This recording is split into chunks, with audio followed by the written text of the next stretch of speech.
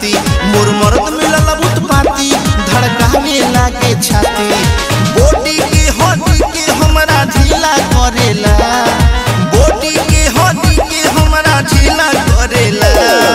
रोज पलंग पे लीला करेला करेला नए चादर गीला करेला रोज पलंग पे लीला करेला करेला नए चादर गीला करेला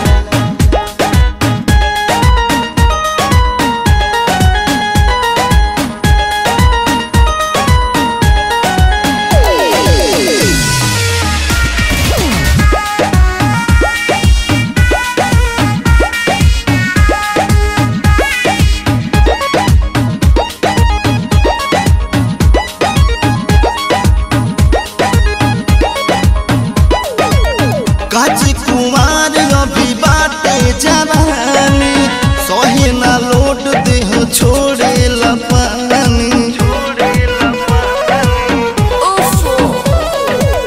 काच कुमार अभी बाटे जवानी सहे ना लोट देह छोड़े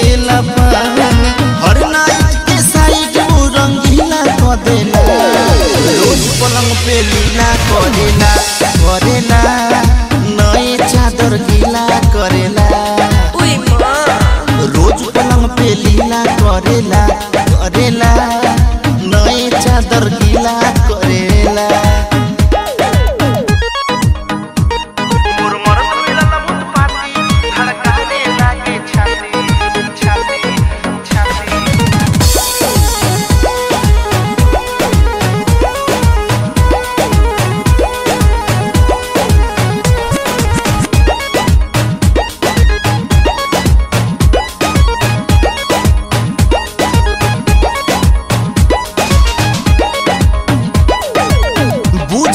हाकिम नहीं हमरो दर्द के मुँह मारो ये सखी ऐसन मरद के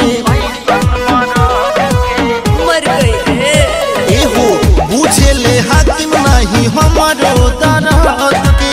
मुँह मारो ये सखी ऐसन मरद के चमकत चेहरा भोर ले नीला कर देला रोज पलंग पे लीला करेला